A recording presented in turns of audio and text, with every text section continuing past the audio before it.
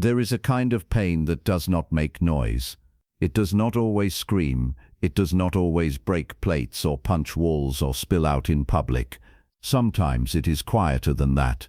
Sometimes it is a man lying on his back in the dark, staring at the ceiling, feeling his chest cave in under the weight of a sentence he cannot accept. She chose someone else. She does not want you. She left, and in that moment, something primitive inside you begins to die.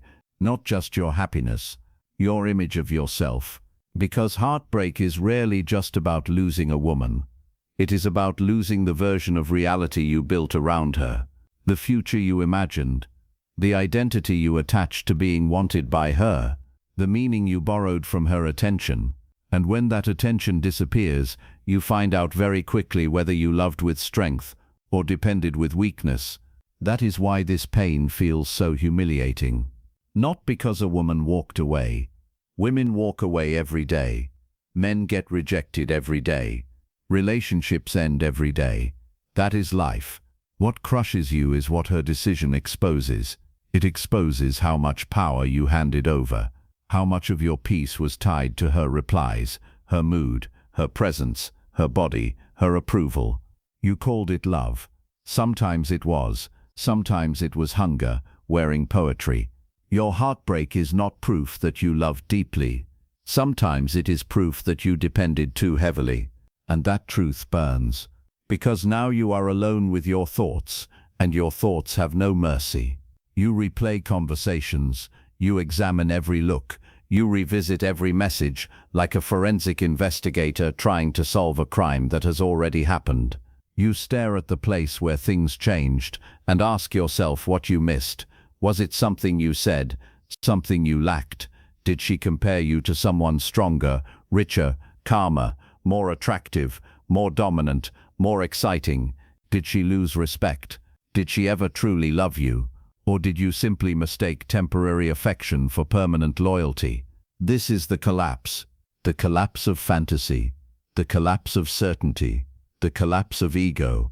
And no one really prepares a man for this part. They give him shallow slogans, move on, you'll find someone better, time heals, cheap phrases thrown at a wound that is cutting through identity. But what you are dealing with is not just sadness, it is ego death mixed with attachment withdrawal. It is humiliation mixed with grief. It is the nervous system revolting because the person it became emotionally organized around is gone. You are not just remembering her.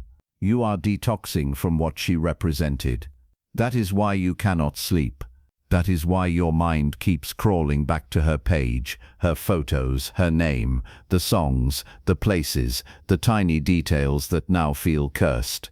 That is why jealousy feels volcanic. Another man can suddenly become the center of your rage without ever speaking to you, simply because he now occupies the role you wanted. He becomes a mirror, reflecting what you fear most. That you were not enough, that she saw him and not you, that she picked a replacement and left you to drown in comparison.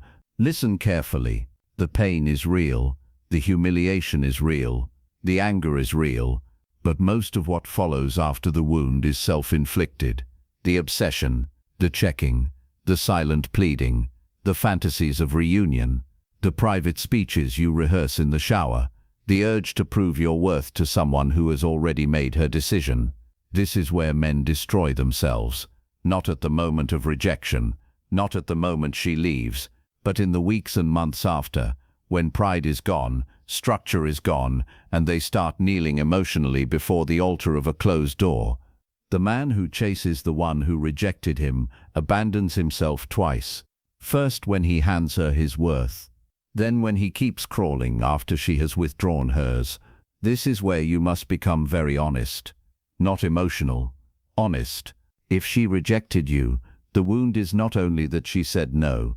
The deeper wound is that your ego expected yes. Somewhere inside you, you had already built a reality in which her acceptance would confirm your value. You thought being chosen would settle something ancient inside you. It would make you feel seen, superior, secure, complete. So when rejection came, it did not just interrupt desire, it attacked identity. It told the insecure parts of you, the untested parts, the boyish parts still begging for confirmation that they were not enough, and if she chose another man, the wound cuts differently. Rejection by itself hurts.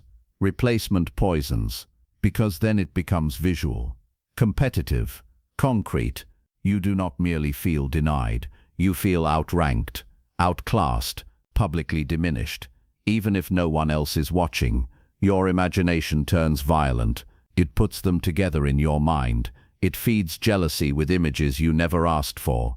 It drags your self-respect into a courtroom and puts your masculinity on trial. And if she loved you once, then left, that is its own brutality. Because now the pain comes wrapped in memory. She is not just the woman who left. She is also the woman who once held your face, once said your name softly, once made promises, once looked at you like you were home.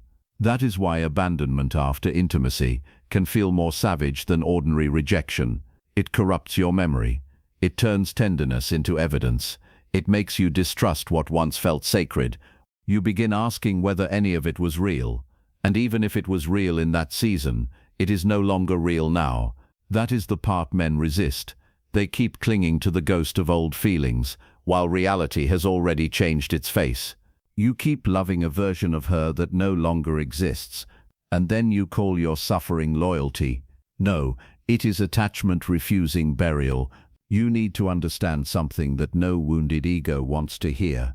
Wanting her back is not always love. Sometimes it is withdrawal. Sometimes it is pride. Sometimes it is the mind trying to reverse humiliation by reclaiming what rejected it. Sometimes it is your identity saying, if I can get her back, then I was not discarded, I was not inferior, I was not replaced. You say you want closure, but often what you really want is restoration of self-image. That is why begging is so dangerous.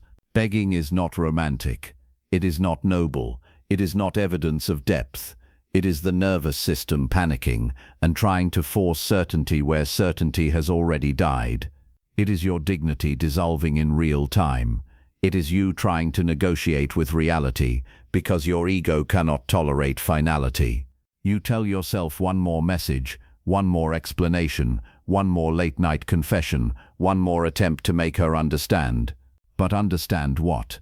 That your self-respect is now conditional, that your peace can be interrupted by her absence, that your value depends on whether she reconsiders. A man who begs for love trains himself to live beneath his own standards. And the tragedy is not only that it rarely works. The tragedy is what it does to your internal posture. Every plea weakens you in your own eyes. Every desperate message teaches your mind that pain justifies self-abandonment. Every attempt to be chosen by force takes you further from the one thing you need most, sovereignty. Silence is not a tactic when used correctly. It is the funeral of your need for validation. Many men misunderstand silence. They use it as performance, as a game, as bait. They disappear only so they can be chased. They stop speaking but remain internally obsessed, waiting for the phone to light up, checking every hour, using distance as manipulation. That is not silence. That is hidden dependence. That is still bondage with cleaner optics. Real silence is harsher. Real silence accepts what ego hates. It accepts that no answer is also an answer. It accepts that closure may never arrive in language. It accepts that another person may never explain your pain in a way that satisfies your mind. It accepts that your healing cannot depend on a final conversation, because if your peace needs her participation, then you are still living on borrowed ground. No contact, in its highest form, is not a strategy to get her back. It is an act of self-rescue. It is the refusal to keep reopening the wound, just because part of you still worships what cut you. It is the discipline of denying your own addiction. It is not done to punish her. It is done because a man who keeps touching the fire has no right to complain that he is burned. If every time you feel lonely you check her page, if every time you feel weak you replay old messages, if every time your ego hurts you invent another reason to reach out, then understand what is happening. You are maintaining your own captivity. Delete the rituals that keep you emotionally chained. Not because symbols matter more than substance, but but because behavior shapes thought. Men love to talk about mindset while feeding the exact habits that keep their mind diseased. You cannot heal while preserving every shrine, the hidden folder, the saved voice notes, the old screenshots, the late-night playlist designed to make the wound feel beautiful, the root past places attached to her, the fake reasons to remain connected. All of it is maintenance of dependency. All of it tells the brain, this matters more than your recovery. Stop romanticizing the wound. Pain is not depth. Rumination is not loyalty. Obsession is not masculine devotion. If you sit in your room every night making your suffering feel profound, you will turn heartbreak into identity. And once pain becomes identity, healing feels like betrayal. Men stay broken because they become secretly attached to the drama of their own collapse. It gives them a role, the abandoned one, the betrayed one, the misunderstood one, the one who loved too much. They carry this like a crown made of thorns and call it meaning. But a wound that becomes your personality will never close. You do not need to become heartless. You need to become governed. There is a difference. Heartlessness is emptiness. Governance is order. It is not wrong that you feel anger. It is not wrong that you feel grief. It is not wrong that your chest tightens when certain memories return. But a man is measured by what he permits those emotions to command. Pain can knock on the door. It does not get to become king. This is where self-mastery begins. Not in the moment when you feel strong. In the moment when you want to check her page and do not. In the moment when you want to send a paragraph and delete it. In the moment when jealousy rises in your throat and you choose not to feed it with imagination. In the moment when your mind begs for fantasy and you answer it with structure. That is power. Not noise, not revenge, not proving. Power is emotional withdrawal from what no longer deserves authority over your nervous system. Power is when her name appears in your mind and your body no longer obeys it like a command. Power is when memory is allowed to exist without becoming a prison. Power is when you stop asking how to be wanted and start asking what kind of man no longer collapses when he is not. The goal is not to be missed. The goal is to become unshakable. That shift changes everything. Because as long as your healing is secretly tied to her regret, you are still underneath her. If your fantasy is that one day she sees your transformation and suffers for losing you, then your discipline is still contaminated. You are still performing for the witness of the one who wounded you. That is not freedom. That is delayed begging in better clothing. A free man does not rebuild to send a message. He rebuilds because collapse revealed what was weak. She did not destroy you. She exposed the parts of you that had no foundation. That line is brutal because it removes the luxury of blame. Yes, people can betray. Yes, people can lie. Yes, people can use affection carelessly. But your task is not to build a courtroom in your mind and relive the case forever. Your task is to inspect the architecture of your own inner life. Why did one person have access to your peace at this level? Why did your routine collapse when she left? Why did your standards evaporate under emotional pressure? Why did your purpose go dim the moment romantic certainty disappeared? Whatever can be stolen from you this easily was never fully yours. So now the work becomes sacred. You rebuild the body first, because the body is where chaos settles. Heartbreak is not abstract. It enters muscle, it enters sleep, it enters appetite, posture, breathing, hormones, energy. The mind becomes fogged because the body has become undisciplined under stress. Men in heartbreak often want philosophical answers while living in physical collapse. They stop training. They stop eating clean. They stay awake, poisoning themselves with memory and media. They let the body become a swamp, then ask why the mind feels weak. Train your body until your mind obeys again. Not because muscle erases grief. Not because aesthetics are revenge. But because physical discipline restores command. The iron is useful because it does not care about your story. The road at dawn is useful because it does not negotiate with your emotions. The gym at midnight is useful because it gives suffering a container. Under load, the mind learns a principle it desperately needs. Discomfort can be carried without collapse. Repetition becomes therapy without softness. Breath under strain becomes proof that panic is not fatal. A stricter body teaches a looser mind how to fall into rank. And when your body starts obeying schedule again, your thoughts lose some of their tyranny. This is why idleness is lethal after heartbreak. An unstructured day is an open gate for obsession. Empty hours become a breeding ground for fantasy, jealousy, online stalking, self-comparison, and emotional relapse. A weak schedule invites a strong memory. If you leave your day unguarded, your pain will organize it for you. You will wake up checking, drift through tasks half present, wait for distractions, return to the same mental theater at night. Then call it a hard season, when in truth you have made no war plan against your own mind. Make your life so structured that chaos cannot live in it. Wake with purpose, train with severity, work with concentration, read what sharpens you, pray with seriousness, limit the digital poison, eat in a way that honors recovery, sleep before exhaustion turns the mind demonic, speak less, observe more. Let your days become so intentional that your old obsessions find no room to sit down. This is not about becoming robotic. It is about becoming inaccessible to self-sabotage. And your habits must be cleansed without sentiment. Heartbreak often reveals not only emotional weakness, but every escape route you built before the crisis. Pornography, doom scrolling, drinking, validation hunting, flirting for anesthesia, casual attention from women you do not even respect, telling your story over and over to anyone willing to listen, not because it helps but because repeating the wound keeps it warm. All of this is decay disguised as coping. Stop telling your pain to people who only want gossip. Not everyone asking what happened cares about your restoration. Some people feed on the spectacle of collapse. They want details. They want names. They want a front row seat to your humiliation dressed up as concern. Guard your suffering, not because vulnerability is weakness, but because indiscriminate exposure cheapens pain. Speak to the few who are strong, honest, and capable of sharpening you.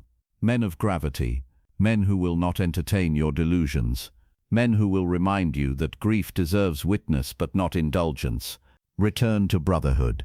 Not shallow company, not crowds. Brotherhood, the presence of men who live by standards, men who train, pray, work, build, and carry themselves without theatrics. Men who do not need to lecture you about masculinity because their lives already do. A broken man in isolation becomes vulnerable to every dark thought. A broken man among disciplined men is forced to remember what strength looks like in motion. Their order confronts your disorder. Their steadiness corrects your panic. Their silence teaches more than speeches. And above all, return to God. Not as a slogan, not as emergency spirituality. Return with seriousness, because heartbreak strips illusions, and if you are wise, it can also strip idolatry. Many men do not realize how much of their worship drifted sideways until the relationship ended. Their peace came from romance. Their hope came from attention. Their emotional weather was controlled by a human being. Then that human being leaves, and suddenly they discover how fragile their inner world really was. A woman was never meant to sit on the throne of your soul. If your identity collapses because she departed, then she was carrying weight she should never have been given. This is why heartbreak, brutal as it is, can become a holy exposure. It reveals what ruled you. It reveals what you feared losing most. It reveals where your heart was kneeling. And if you respond correctly, pain becomes purification. The furnace burns away not only fantasy about her, but false gods within you. Do not waste that fire. There is a version of you that existed before this wound, who was softer than he realized, more dependent than he admitted, more vain, more externally driven, more intoxicated by being chosen than anchored in who he was before anyone looked at him. That version needs to die, not dramatically, not publicly, quietly, cleanly, without announcement. Ego death is not the end of a man. It is the removal of his counterfeit strength. You thought confidence meant being desired. Now you must learn confidence that survives being denied. You thought power meant keeping her. Now you must learn power that does not beg when she leaves. You thought love meant attachment without limit. Now you must learn that self-respect is part of love, and any bond that requires your degradation to maintain it is not sacred. The weak man asks, "How do I make her feel what I felt?" The stronger man asks, "Why was I so easily broken?" One question leads to revenge fantasies, image management, and more bondage. The other leads to reconstruction, and reconstruction requires the killing of false hope. This part is severe because the mind will fight you. It prefers a painful fantasy over a painful truth. It would rather imagine her confused, secretly missing you, maybe coming back, maybe realizing, maybe watching in silence, maybe waiting, maybe regretting. Maybe becomes the narcotic, maybe keeps the wound open, maybe prevents full mourning because mourning requires finality, and finality terrifies the attached mind. False hope is emotional morphine that slows the healing of character. Kill it, not with bitterness, with clarity. If she rejected you, believe her. If she chose another man, believe the reality in front of you. If she left, accept that what existed has ended in its previous form. Do not worship possibility when reality has already spoken. The heart hates funerals, so it turns graves into waiting rooms. But there is no rebirth without burial. Some things in you cannot rise until you stop pretending the dead are simply delayed. This is why disciplined silence restores dignity. It forces reality to settle in the body. It cuts off the tiny false rewards of contact. It ends the drip feed of hope. It returns you to yourself, often violently at first, because now there is no external source left to numb the break. You finally have to face your own emptiness, your own confusion, your own unfinished self. Good. Let that confrontation happen. Men avoid inner reconstruction by staying in relational noise. Silence removes the noise. Then the real work begins. And yes, it will hurt. There will be mornings where the first thing your mind does is reach for her absence. There will be nights where memory returns with theatrical cruelty, making ordinary silence feel haunted. There will be moments when your chest tightens because something in public reminds you of her. There will be sudden waves of anger when you imagine how easily she sleeps while you rebuild among ruins. Fine, feel it, but do not kneel to it. A man does not become disciplined because pain disappears. He becomes disciplined because he stops asking pain for permission. That is the difference between being ruled by the wound and being forged by it. And while you rebuild, you must also rebuild standards. Heartbreak often reveals how cheaply a man was willing to trade his peace for affection. How many red flags he ignored because he feared being alone. How much inconsistency he tolerated because beauty was involved. How much disrespect he minimized because he was already attached. That cannot continue. If this pain teaches you nothing about standards, then you suffered for nothing. Raise them.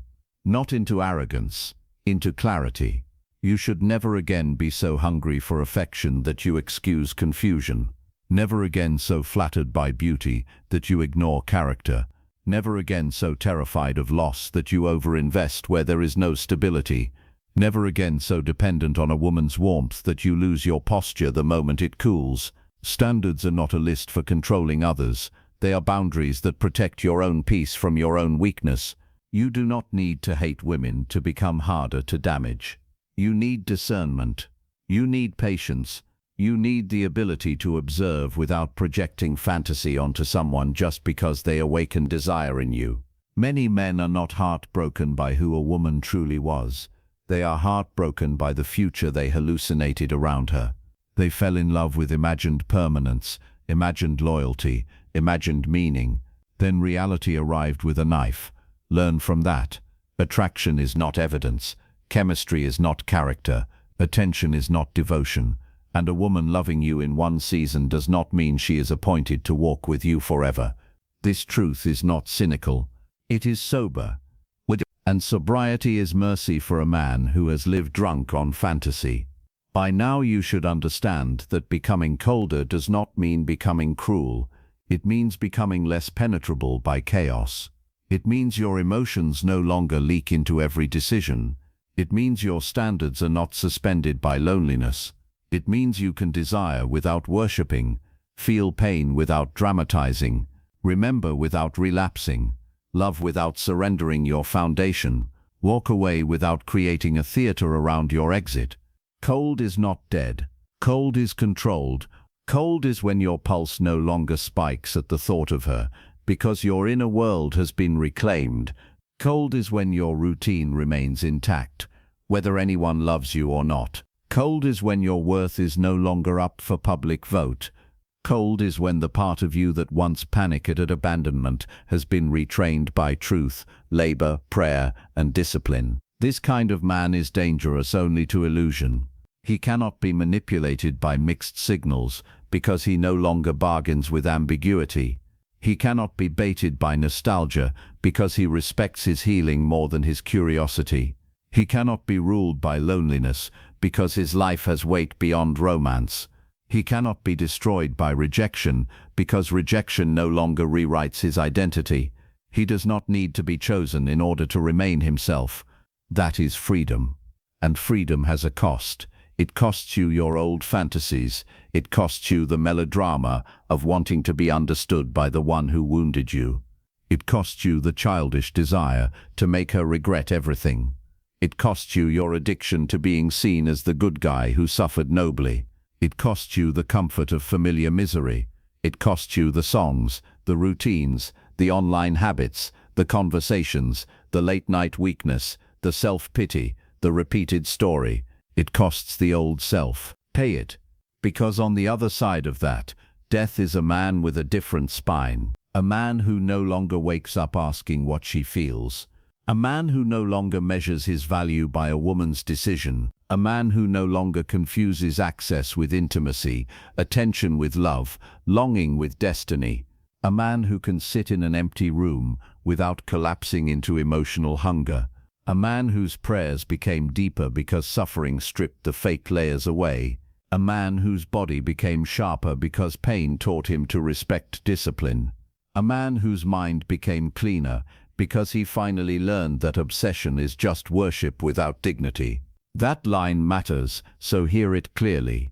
Obsession is worship without dignity. Every time you center your day around what she might think, feel, post, or do, you lower yourself. Every time you imagine reunion as the event that will restore your life, you surrender your agency. Every time you place your emotional state in the hands of a woman no longer walking beside you, you betray your own calling. This is not bitterness. This is sovereignty. This is the recovery of ownership over your attention, your energy, your focus, your spirit. And yes, one day you may love again, but that is not the point of this fire. The point is not to get back in the game. The point is to become a different man before you ever touch love again. If you rush toward another woman just to patch the hole, you will carry the same dependency into a new face. Then the cycle repeats. Different name, same wound, different eyes, same weakness. Heal the structure, not just the symptom. Identity reconstruction is not glamorous. It happens while no one claps. It happens in boring obedience, in early mornings, in repeated prayers, in journal pages no one sees, in workouts done half angry and half exhausted, in unanswered urges, in deleted drafts, in choosing not to explain yourself, in resisting the fantasy of being watched, in becoming excellent in silence, in learning to carry your life so steadily that emotional weather no longer knocks over the whole house. This is sacred warfare, not against her, against your own undisciplined nature, against the weak habits that made you easy to destabilize, against the ego that needed romance to feel significant, against the fear of emptiness, against the version of you that kept seeking emotional sugar while avoiding hard truth. You are not trying to become numb. You are trying to become clean.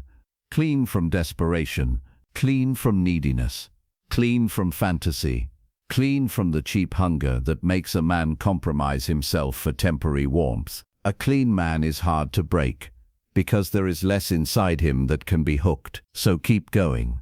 When you want to relapse into memory, Go train. When you want to stalk her page, shut the screen and go pray.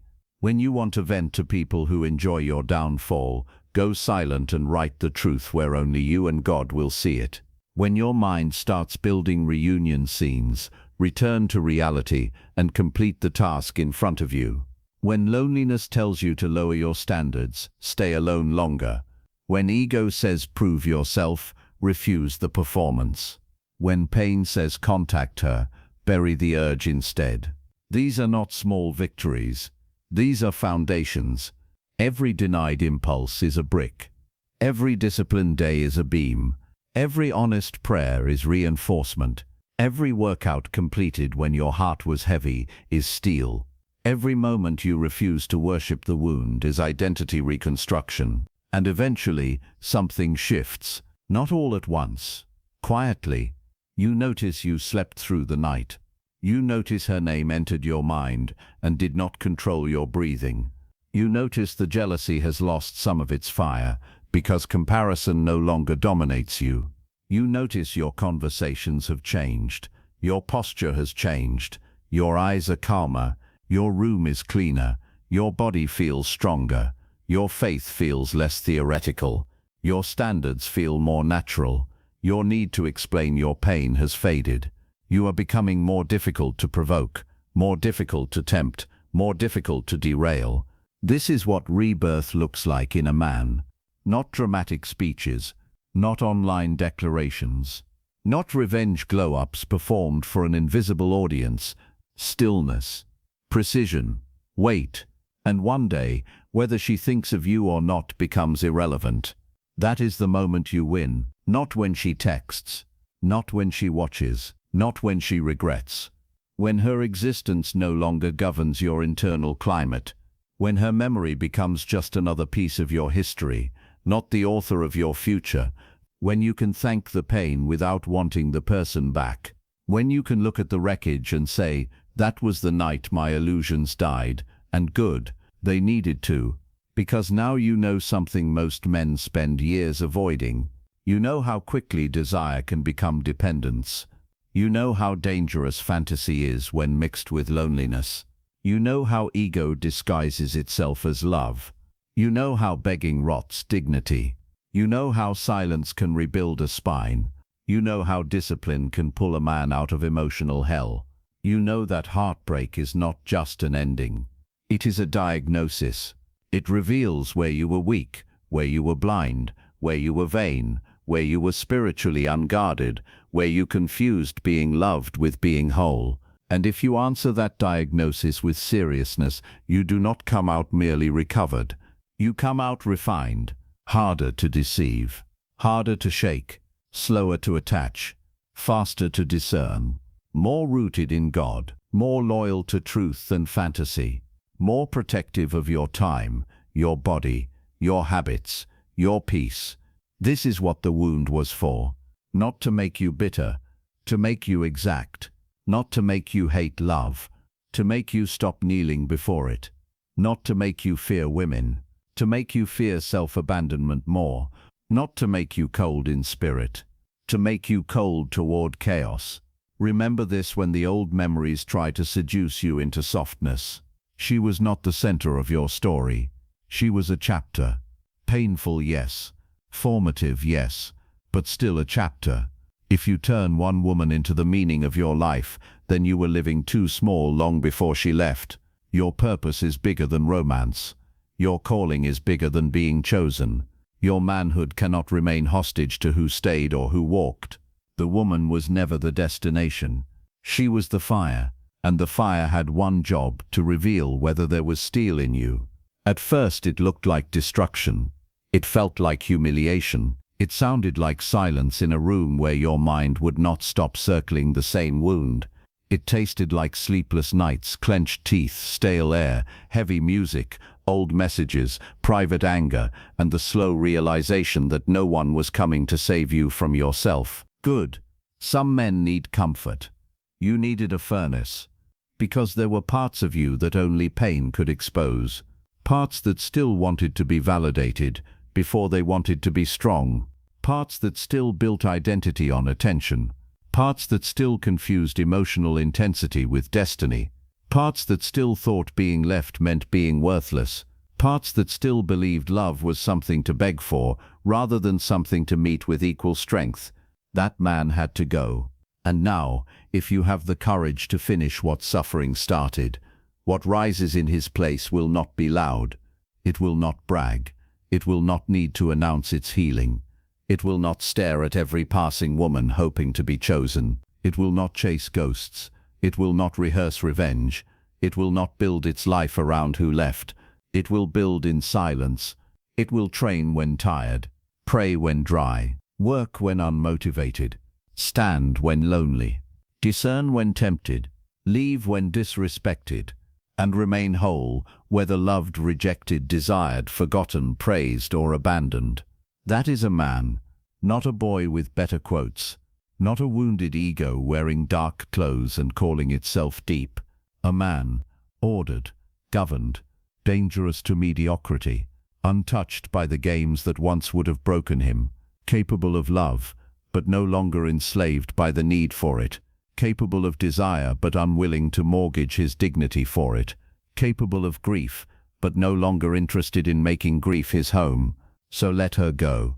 Not dramatically, not angrily, not with one eye still turned toward the door. Let her go completely. Let the fantasy go. Let the comparison go. Let the need to be understood go. Let the dream of revenge go. Let the hunger to be missed go. Let the old version of yourself go. Bury it all. And then get up. Wash your face. Clean your room. Lift the weight. Read the truth. Call the brother. Do the work. Say the prayer. Keep the silence. Hold the line. Again tomorrow. Again the next day. Again until discipline no longer feels like punishment and starts feeling like peace. Because the final victory is not that she comes back to find you improved. The final victory is that by the time anyone looks for you, the man they once had access to no longer exists.